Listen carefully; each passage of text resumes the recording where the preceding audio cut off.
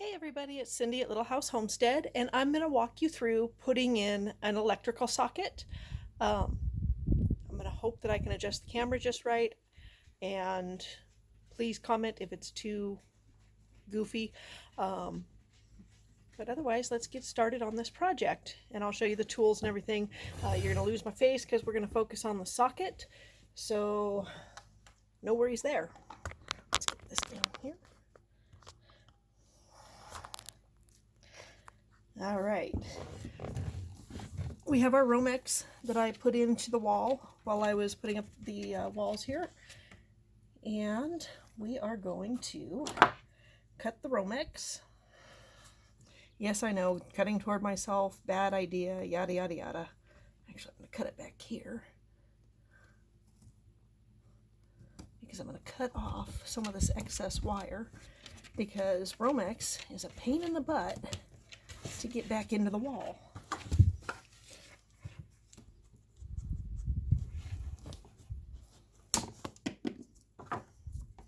So we're going to strip out the wires.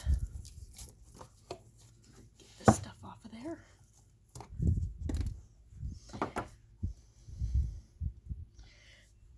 And then we are going to strip the black and the white wires. Now this socket is for a heater, so it is the only one on this circuit. It has a special circuit breaker just for it. It's a 20 amp circuit breaker.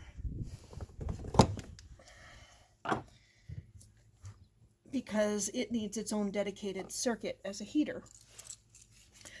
I'm just putting in a standard socket. It's a 20 amp socket to go with the 20 amp circuit breaker.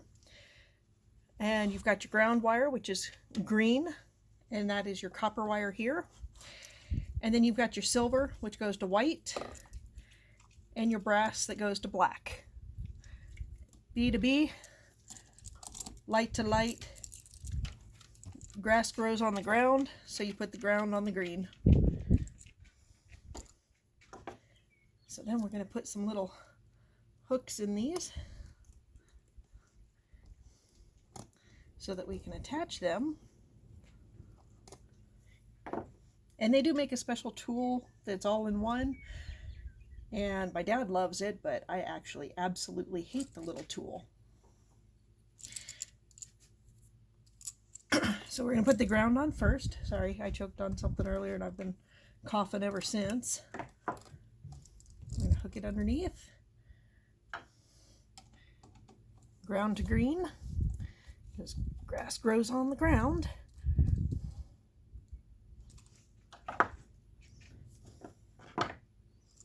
And then we're going to actually flip it over, because we want the ground on the bottom. So then we're going to put white to light.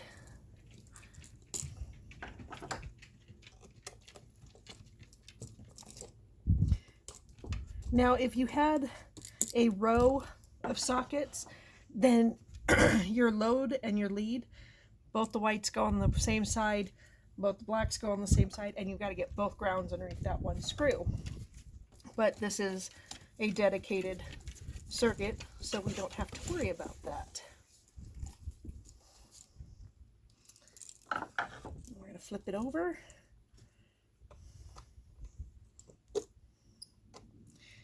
And we're going to put the black one. I always put them on the same, like if I put one on the top, I put the other one on the top, because that completes your circuit. Sometimes they don't put them all the way out. And there's always that one.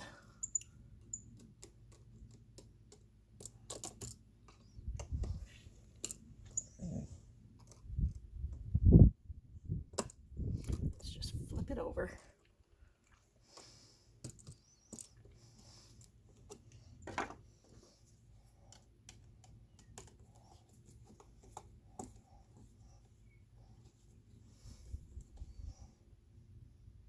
Now for the hard part. This is actually the hardest part of the job. It's getting all that wire back into that little tiny box in the wall.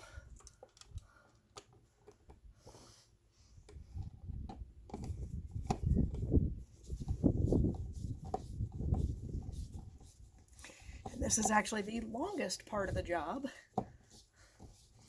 because they make these screws long enough. Now I have expanders that I'm actually going to come back and put onto these at some point, because the wall, because it's the wood, is actually just a little bit wider than what drywall is. And so you can actually buy an expander and move these out.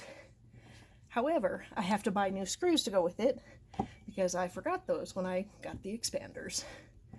So don't pull a me. If you have to expand your socket, expand it out before you do all this. And it's still not flush, so I'm going to push it down a little bit because that wire is just popping it out.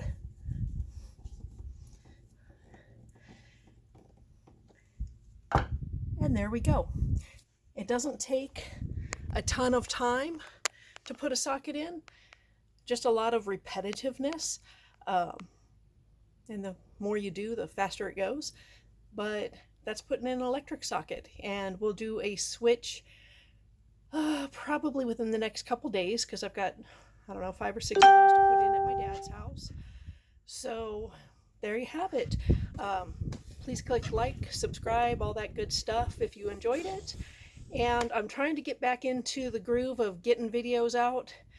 It's just been so dang hot that you can't really get outside and work. We've been having record heat here, warmest temperature since 1893.